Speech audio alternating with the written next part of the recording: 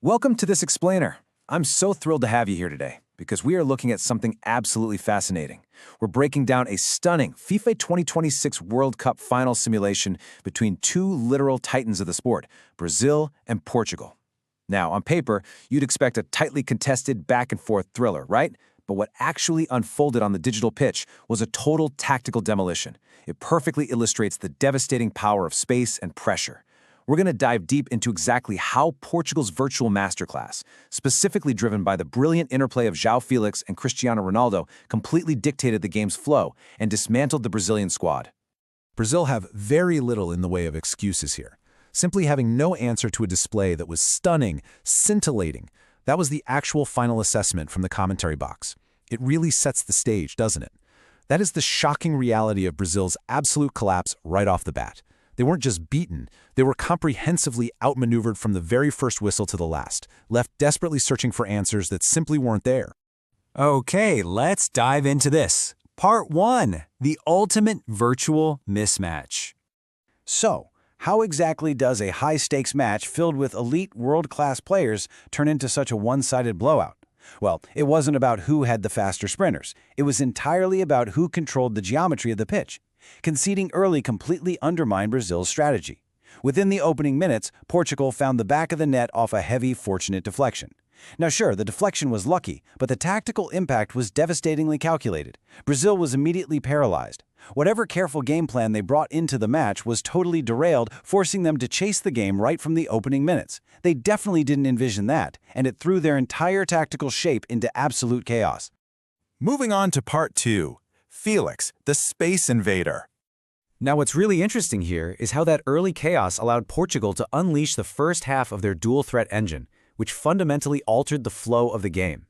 João Félix was the player who essentially dismantled the Brazilian defense without even needing to touch the ball half the time. The simulation expertly modeled his tendency to warp the defensive line just through sheer positioning. The commentary actually captured his AI behavior perfectly. Freedom of movement is key. He tends to drift out a lot, stretching defenses and exploiting space. Félix wasn't just making straight, predictable runs. No, he was constantly roaming, looking for those soft little pockets between Brazil's midfield and defense, demanding constant attention and forcing the defenders to make impossible choices. Let's walk through exactly how this spatial mechanics engine worked, step by step. Step 1. Félix would drift out wide, moving laterally away from the center backs. Step 2. This lateral movement forces the defense to stretch. Guys like Marquinhos and Danilo are suddenly pulled out of their natural compact shape because, well, they have to respect his presence. Step 3. Once that defense is stretched tight like a rubber band, the open space is exploited. By dragging the Brazilians completely out of position, Félix opened up massive lanes for his teammates to run into. The result of this brilliant off-the-ball movement is summarized by a pretty brutal reality. A contest of willing running on one side and dogged defense on the other. It really showcases the beautiful simplicity of Portugal's flow. Because Félix was constantly running and pulling the strings across the pitch, Brazil was forced into this constant state of reactive, desperate defending. They weren't dictating the game at all. They were just trying to survive Portugal's relentless movement. Which brings us to Part 3, Ronaldo, the Relentless Spear. But look, moving players around is only half the battle, right? You actually have to punish the gaps you create. If Félix was the one quietly unlocking the door, Cristiano Ronaldo was the relentless spear kicking it completely off its hinges. He completely overwhelmed the game's flow. He provided the direct, clinical pressure that turned spatial advantages into a mounting scoreline, represented by this insurmountable number. 3. Portugal built a massive 3-goal lead. Going 3 down early essentially sealed Brazil's fate. It forced them out of any defensive shell and practically mandated that they throw men forward. And, as we're about to see, that only played further into Portugal's hands. So how did Ronaldo create this intense pressure? Let's run through his constant barrage of actions that served as the tip of Portugal's attacking spear. He scored early via that crucial deflected strike to set the tone.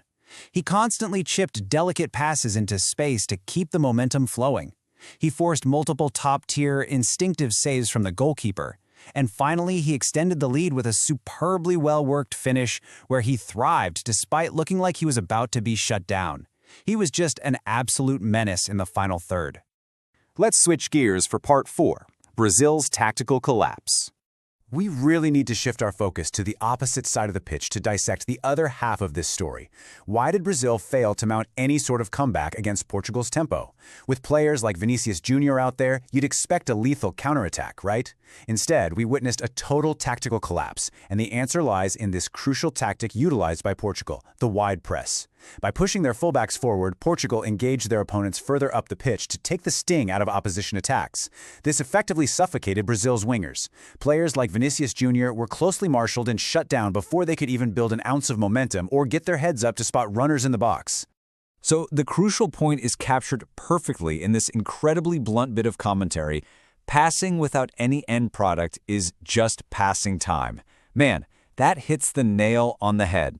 This highlights Brazil's ultimate flaw in the simulation. They actually managed to hold on to the ball in certain spells, but they had absolutely zero penetration against Portugal's rigid structure.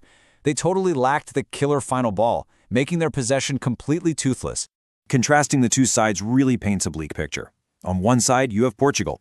Beautiful simplicity, slick and slippery movement, and clinical early goals.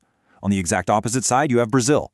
Reduced to desperate defending, holding on to possession without any end product, and ultimately resorting to shooting out of pure desperation.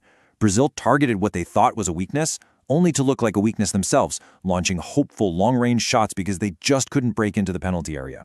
Finally, Part 5, the final whistle takeaways. As the referee blows the final whistle on this match, it's time to summarize this entire tactical autopsy.